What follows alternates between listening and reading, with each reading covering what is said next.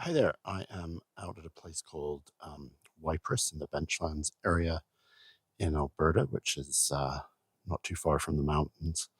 And this is a trail I've wanted to do for a little while, and first time. And it's actually turned out to be a pretty good day. It's a little bit overcast, but I think there'll be some sun breakthrough and stuff. I think the lighting on the ground is still pretty good. So I'm just working through this trail, and I think there's quite a few options to different paths to take. So I'm going to do some getting back to do some forest photography, and I've got my macro lens if I see anything that can't that catches my eye. So yeah, join me and see what I can come up with on this new trail, and yeah, I'll share the results and hope that sounds good. It's a bit of a first sort of good outdoorsy trek of the year. It's not snowing. It's been raining a bit recently. I hate that I'm turning this into a weather report. I think that's kind of a little maybe my British background there. Anyways, I will. I'll try and stay on target. But anyways, there's some cool pathway pathways along here, and we'll we'll take you along the journey with us and get some pictures along the way. So join me.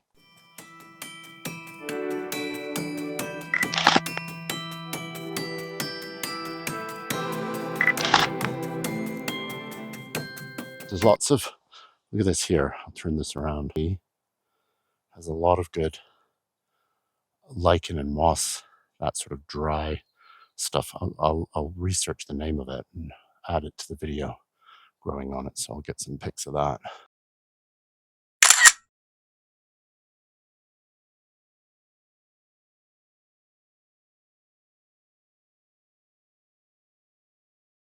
Well, this is why forest photography is such a challenge, because so much chaos and so much repetition to get good shots amongst it. It's kind of difficult. So that's why I like taking detailed shots of like things like the mossy ground, lichens in the trees, stuff like that. So if you don't see a shot that's immediately obvious in the forestry area, some of the finer details in and amongst it are always a good option. And well, it's part of the forest too, so why not?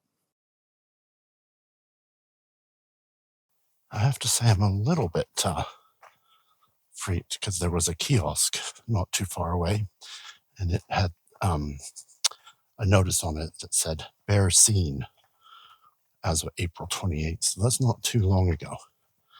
And I don't have bear spray on me. I just kind of thought it was early in the season for that, but so we'll keep our eyes out, and we'll be careful. Here's another kiosk thing. Let's see what this has to say.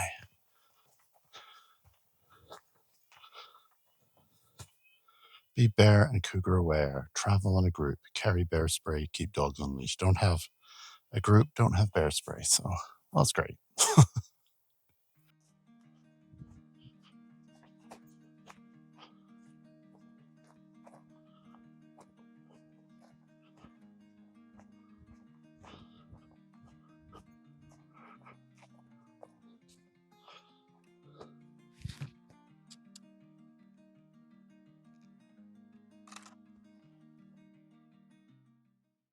Have a look at that tree there with the woodpecker uh, evidence on it. It's got all lichen and stuff around it, but you can see those three holes. It kind of looks like a twisted face. So, of course, I had to zoom in with my 70 to 200 on that. See how that turns out. Well, here's the results of that. I wanted to make it sort of creepy and eerie version of that tree to highlight the face aspect of it. And so I actually used Nik Collection's Silver Efex for this one, which turned out really great. It was really easy to use, and it helped me, get the results I was looking for. So I don't know. What do you think? I don't know if you can see this little, can you see that little yellow bit there? That's kind of an interesting flash of color on this tree, and I'm going to try and do some macro on it.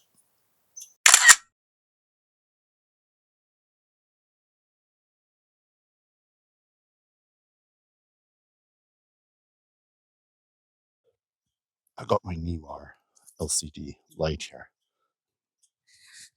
and I want to get a mini flash for when I'm doing some macro photography, but you know, so many things I want.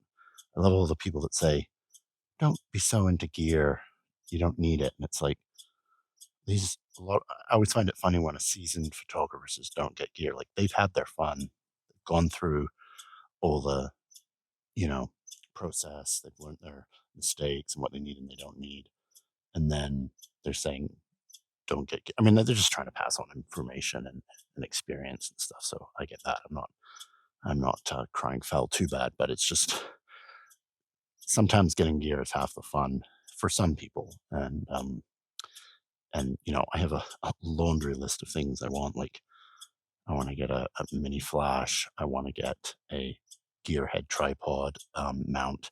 I want to get, frankly, I want to get a better tripod, one that's less heavy. I have all sorts of things. I'm thinking about upgrading my camera to a mirrorless. So yeah, all the things, never stops.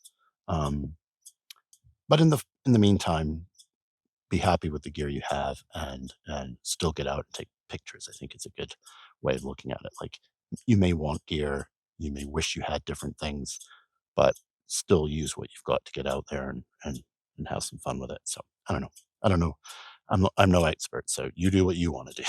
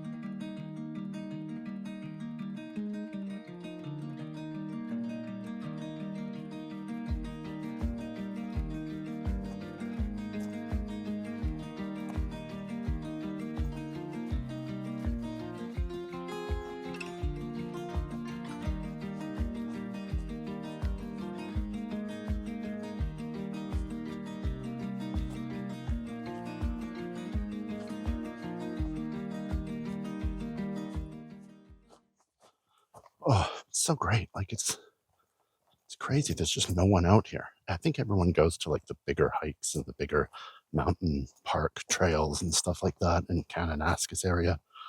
So there are other routes that are like super amazing. It gets you out into the wilderness and exploring, and there's no one around. You just have it to yourself. It's awesome. I don't know why people have to go to always the big spots. I mean, I guess I know the views are pretty remarkable there, so that's got something to do with it. But these are pretty amazing locales too, and I got it all to myself. Love it.